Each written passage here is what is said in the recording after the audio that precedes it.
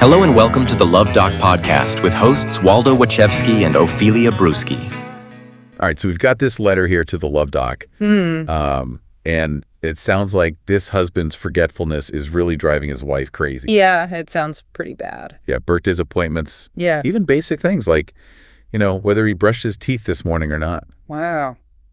So we're going to try to figure this out, like what is going on here. We're going to use both the Luv Doc's advice and some insights from the medical world. Okay, so we're trying to solve a mystery, basically. Yeah, kind of. These memory lapses, what's the cause? Right, and the Luv Doc kind of kicks things off with those usual suspects, Right. Stress, lack of sleep, maybe he's a little depressed. Yeah, those are all definitely possibilities. Yeah, we all know how those things can just make your brain feel like mush. Yeah, absolutely. And actually, those stress hormones, they can interfere with the way your brain forms and retrieves memories. Really? Yeah, it's like trying to file important documents during an earthquake. Oh, wow. Things are just bound to get lost. Yeah, That makes total sense. Yeah. But I'm a little confused because, forgetting a birthday or an appointment, okay, that's maybe stress or whatever. Mm-hmm. But, forgetting if you brushed your teeth. Yeah, that's different. Yeah. That one makes you wonder, are some things just not even registering? Right. The Luv Doc brings up sleep apnea. Okay. Which, of course, usually people think, oh, loud snoring. Right. And it can really mess with your sleep quality. Oh, really? Yeah. Remember that funny story he told about Oh, yeah. those drunken snoring escapades? Yeah, on those camping trips. Yes, exactly. So, But, okay, so what if you haven't noticed him snoring? Could it still be sleep apnea? it might be worth looking into. Even mild sleep apnea can disrupt those deep sleep cycles that are really important for memory consolidation. Okay. It's like your brain's trying to save a file on a computer, but the computer keeps crashing. Oh. You might save bits and pieces, but you're not going to get that whole picture. Right. It's fragmented. Okay, that makes sense. Now, the Luv Doc also kind of throws out these other possibilities like vitamin B12 deficiency and hyperthyroidism. Yeah. Have you ever noticed, in addition to his forgetfulness, has he had any changes in his energy levels or his mood? Those are really good points. It's definitely worth considering if those conditions seem like a possibility at all. Okay. B12 is crucial for healthy nerve function, and if you're deficient in it, that can absolutely impact memory and cognition. Right. And hyperthyroidism, well, that can lead to all sorts of issues. Okay. Difficulty concentrating, brain fog. Interesting. But honestly, I think the Luv Doc kind of goes off the rails a little bit with that theory about blunt force trauma causing snoring. Yeah, that was a little wild. Yeah, I don't know about that. But you know what? He does have a good point about head trauma potentially affecting memory. Right. Absolutely. Even seemingly minor head injuries can have long-term consequences. Oh. And so this is where I think the Luv Doc's advice gets really serious. He strongly recommends a neurological evaluation. Okay, so regardless of whether it's just, a silly little quirk or something more serious, Right. it sounds like getting a professional opinion is really important. Yeah, think of it as a checkup for his brain. Okay. It's the best way to rule out any underlying medical conditions and just, give you some peace of mind. Yeah, for sure. At least you know what you're dealing with. Exactly. Yeah. Okay, so a neurological evaluation sounds like a really good place to start. Hmm. But the Luv Doc also brings up this other interesting angle, like, what if it's not medical at all? What if it's more about his attention? Yeah, that's where he uses that analogy of the atrophied muscle. Right. If you don't use it, you lose it. Right. And it made me think about something you said in your letter. Okay. You know how he remembers every single detail of that fishing trip he took 10 years ago? Yeah. But he can't remember to pick up milk? It's not that he can't remember, it's that he's not paying attention. He's choosing not to. Exactly. And that raises some interesting questions. Like what? Like, what does he remember? Okay. What grabs his attention? It's like we're trying to crack a code. Yeah. Like, if we can figure out what really captivates him, then maybe we can understand how his mind works and maybe find some ways to re-engage that memory muscle. That's a good point. Yeah. If you can connect the things that he needs to remember with his passions or his interests, Right. it might actually stick. Holy crap. You're psychotically obsessed with the Luv Doc, but can't think of a flashy gauche way to share your obsession with the world? Stop thinking and make a beeline for the Luv Doc's home sweet home on the interwebs, thepleasurecraft.com, where you can find a veritable treasure trove of sick merch that will make even your coolest friends super gel. Honestly, I don't know why you didn't already think of this yourself, but You're welcome. Have fun on the pleasure craft. It was made just for you.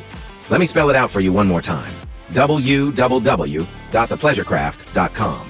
Interesting. So, like, for example, if he's a really visual person, Yeah. maybe visual cues would work better than just, telling him things. Like a big colorful calendar with pictures. Exactly. Instead of just like a list of appointments. Right. Or if he's really into his hobbies, Yeah. try incorporating those into the everyday reminders. Yeah. Like, honey, on your way back from that fishing store that you love so much, could you pick up some milk?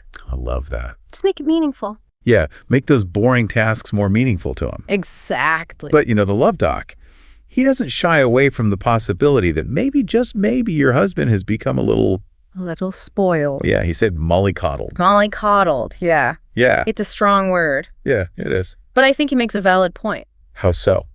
Well, if you've always been the one handling everything, Right. it's possible that he's just become a little too reliant on you. Okay. And maybe his own memory skills have kind of taken a back seat. Okay, so what do you do if it's more about motivation than a medical condition? Well, in that case, I think setting boundaries and encouraging independence can be really helpful. Oh. And it's not about being mean. Right. It's about empowering him to take ownership of his life Okay. and his memory. So instead of nagging him, it's more about gently nudging him to exercise that mental muscle. Right. And communication is key. Okay. Sit down, have an open and honest conversation with him about how his forgetfulness is affecting you. Right. And affecting the relationship. And it's not just about you venting your frustrations. Yeah. It's about really listening to his perspective and trying to understand what might be going on for him. Exactly. And then you can find solutions together. Exactly. Remember, you're on the same team. Right. And like any good team, you need to have open communication. Yeah. You need to be willing to understand each other's strengths and weaknesses. And you need to have that shared goal of working through these challenges together. Okay, so we've talked about a lot of stuff here. Right. From stress and sleep apnea to, Yeah. maybe he's just kind of spoiled and that memory muscle's gotten weak. Right. So let's try to like boil all this down into something you can actually, do something with. Yeah, good idea. So first and foremost, you've got to get a professional assessment. I mean, a neurological evaluation can really help figure out if there's some medical reason for this forgetfulness. Right. And then, whether you're dealing with something that's simple, like, vitamin deficiency, or if it's something way more complicated. Right. And even if it turns out there isn't a medical reason, all that stuff that the Luv Doc said about, paying attention and motivation. Yeah. Those are still really good points. Yeah. Think back to those clues we talked about. Okay. What does he remember really easily, like without even trying? What are his passions? What are those things that he just, That he just gets. Yeah. Okay. I think but those are the keys to unlocking that memory muscle. Right. So if you can connect the things he needs to remember to the things that he actually cares about. Yes, exactly. Then it's more likely to stick. Way more likely. Okay, cool. And don't forget about setting boundaries and encouraging him to be more independent. Yes, good point. It's not about nagging him or controlling him. Not at all. It's more about giving him the space to, take charge of his own memory. Exactly. Support him in that. Okay, so I hope you're feeling a little bit better. Now you've got some knowledge, you've got a potential plan of action, and hopefully, a little more hope than you did when we started. Yeah, I hope so. But before we go, I do want to leave you with one last thing to think about. Okay. It's something the Luv Doc didn't really talk about directly, but I think it's worth considering. Could this forgetfulness be like a form of passive resistance? That's an interesting thought. Yeah, like maybe even subconsciously.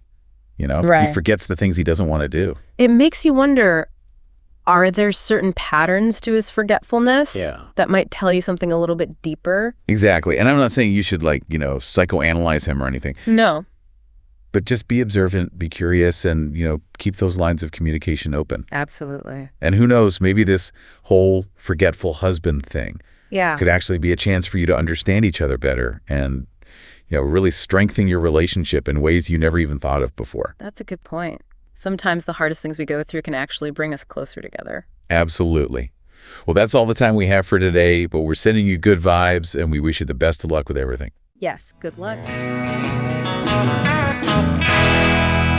To read the column that spawned this podcast, go to austinchronicle.com/columns/the Luv Doc. There are probably worse things to do with your time, right?